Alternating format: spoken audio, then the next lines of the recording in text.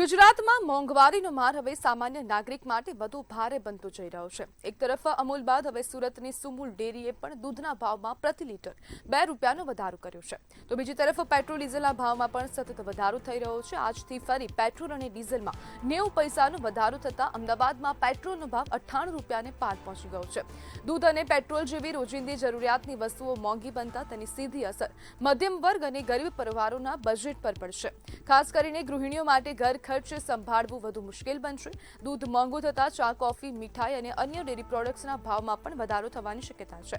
બીજી તરફ પેટ્રોલ ડીઝલના ભાવ વધતા ટ્રાન્સપોર્ટેશન ખર્ચમાં વધારો થશે, જેનાથી શાકભાજીથી લઈને રોજિંદી વપરાશની વસ્તુઓ પણ મોંઘી બની શકે છે।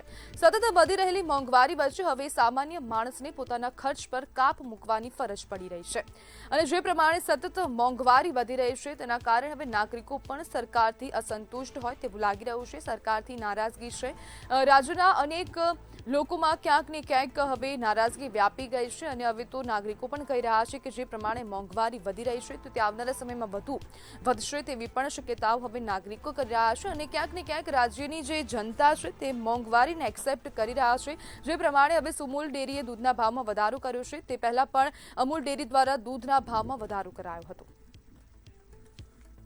અને આજ મુદ્દે આપણી સાથે ચર્ચા કરવા માટે સામાજિક કાર્યકર્તા નિલેશ જીકાદરા જોડાઈ ગયા છે। નિલેશભાઈ, સતત વધી રહેલી મોંઘવારી હવે કેટલા લોકોને અસર કરી રહી છે? મધ્યમ વર્ગ અને ગરીબ વર્ગ સૌથી વધુ ભોગ બની રહ્યો છે।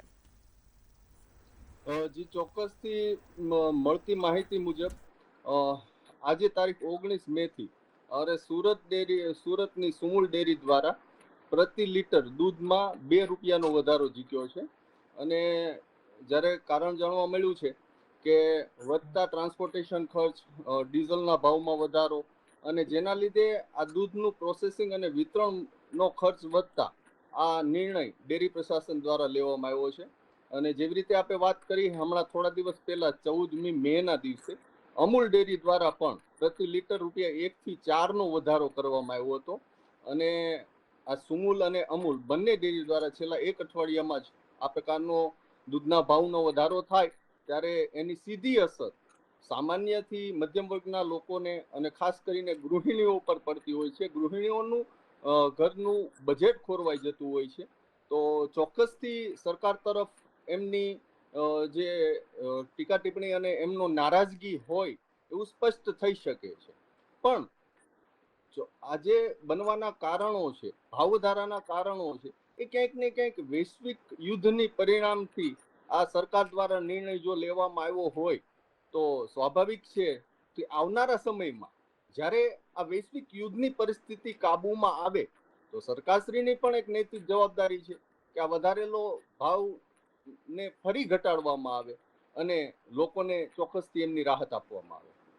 નિલેશભાઈ, અહીંયા સવાલો પણ ઊભા થઈ રહ્યા છે કે જે પ્રમાણે હાલ આપણા ભારતમાં ખાસ કરીને પેટ્રોલ ડીઝલના ભાવ ખૂબ મર્યાદિત માત્રામાં છે અને સરખામણી આપણે અન્ય દેશો સાથે કરીએ તો અન્ય દેશોમાં જે પેટ્રોલ ડીઝલના ભાવ પહેલા હતા તેનાથી ડબલ થઈ ગયા છે, તો હવે જે જનતા છે તે સરકારનું પોઝિટિવ સાઈડ કેમ નથી જોતી? જી ચોક્કસથી મેં તમને કીધું એ રીતે કે વૈશ્વિક યુદ્ધને કારણે જ્યારે સમગ્ર વિશ્વમાં પેટ્રોલ અને ડીઝલના ભાવ ભારતની સરખામણીએ તમે કીધું એ પ્રમાણે ડબલ હોય ત્યારે જનતા જનાર્દન પણ સરકાર સાથે એકજૂટ થઈ અને ઊભું રહેવું જોઈએ। આ ભાવ વધારો આવ્યો છે એ ચોક્કસથી વૈશ્વિક અસરને લીધે જ ભાવ વધારો આવ્યો છે, ત્યારે પ્રજા દ્વારા પણ શાંતિપૂર્ણ રીતે સરકાર સાથે સમન્વય કરી અને આ ભાવ વધારાનો કોઈ એવો વિરોધ ના કરી અને અમુક સમયાંતરે જ્યારે વૈશ્વિક પરિસ્થિતિ કાબૂમાં આવે ત્યારે સરકારશ્રી પર પણ એવો આશા અને અપેક્ષા સાથે એક વિશ્વાસ છે જ કે આવનાર સમયમાં સરકાર દ્વારા આ જનતા જનાર્દનને પણ રાહત આપવામાં આવશે।